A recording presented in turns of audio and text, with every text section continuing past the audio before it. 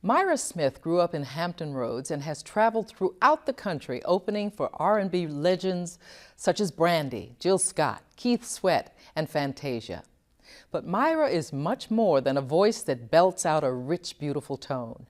She is a voice that cries out as a survivor and advocate for sexual abuse victims.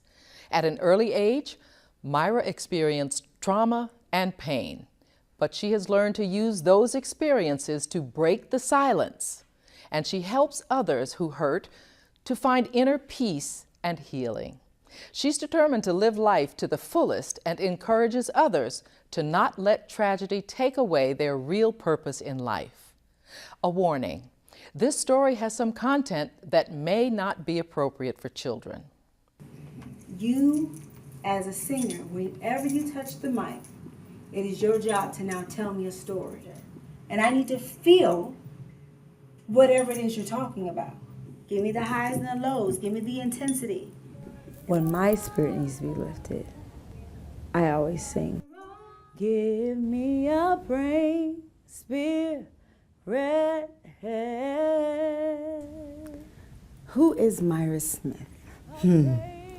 I am a singer. I am an author. I'm a motivational speaker.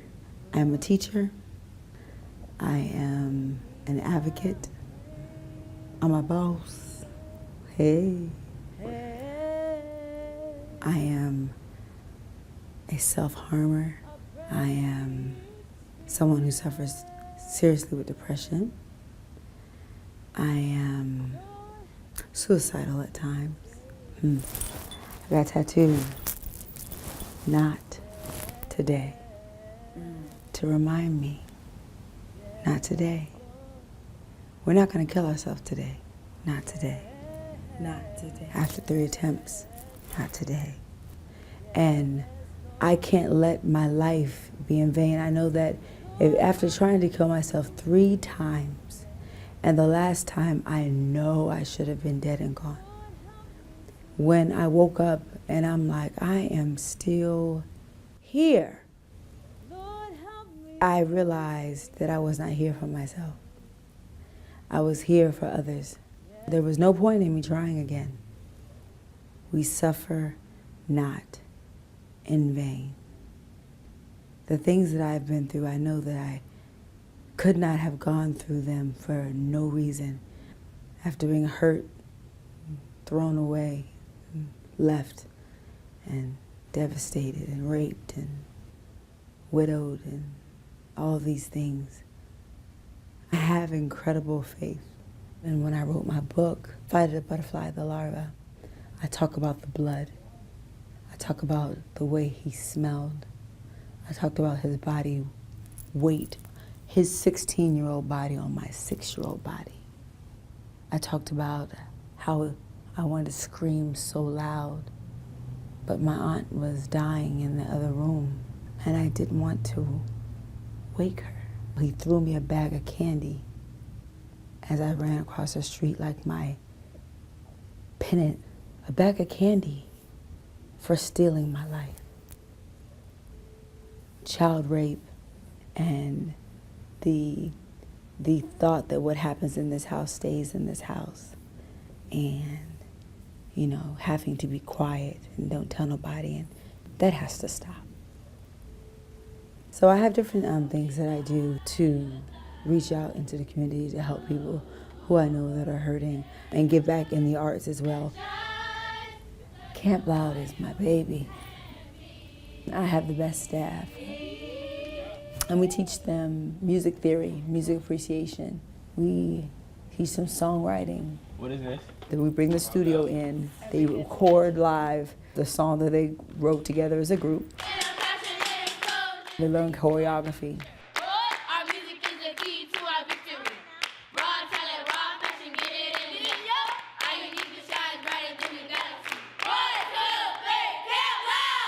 And then at the end, they perform the piece that they wrote together with the choreography, and then they each get up and perform their separate pieces with their family and all of that. Loud, making our dreams aware to you, all 'cause we want to share with you.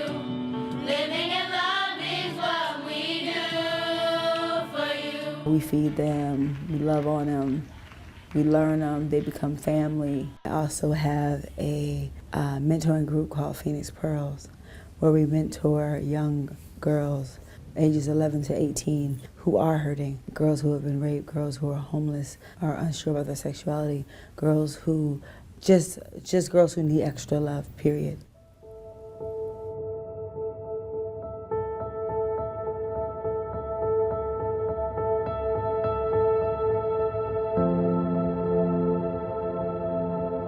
Her turn was like birthing a baby. The traumatic experience that happened to me allowed my world to stop at the age of 11. It was something that came to me in a dream. He made it obvious that I was not wanted.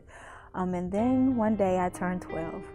That's when my innocence as a child was taken. At first it was going to be a documentary about women who looked like they had it all together, who were professional women, business women, business owners, singers, models, supermodels even, vice presidents of companies, but who suffered with low self-esteem for various reasons, but that were hurting and hiding it. When I was in middle school was hard. I went back and forth between wanting to kill myself and just wanting to kill everybody. I got home from school and I just swallowed a bunch of pills and I laid down on the bed. My brother kept waking me up to feed him stuff and do things for him, which is probably why I'm here. These women are amazing, amazing women. You know, it's funny when you sit around with a group of women who have been raped, hurt, abused, you think your story is awful and you be like, well, I was raped at 6. Oh, but you was raped and set on fire. A woman in there raped twice, she was raped 7 times, twice in one day. Once by her cousin and once by a drug dealer while she was walking home from being raped by her cousin. She was picked up for a ride and raped by a drug dealer in the same day. And so I said, I must tell these stories.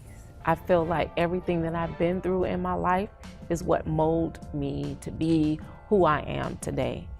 I feel like now someone will be able to hear my story and say, I can overcome this.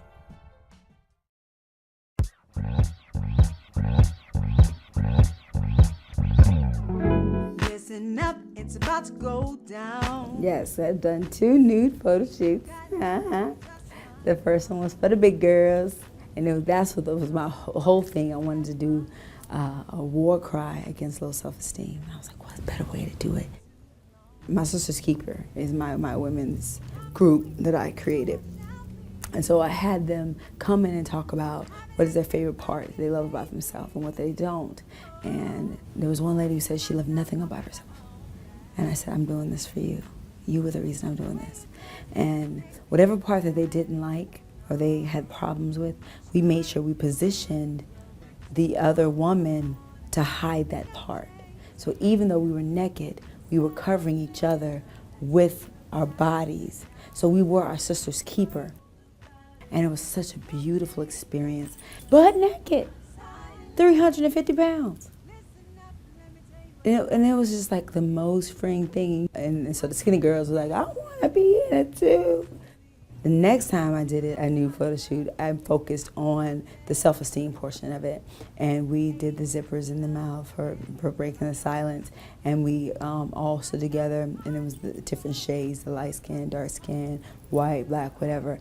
And we wrote on our bodies words that we heard, whore, fat, slut, whatever different words we had heard that had affected us, stupid, invisible.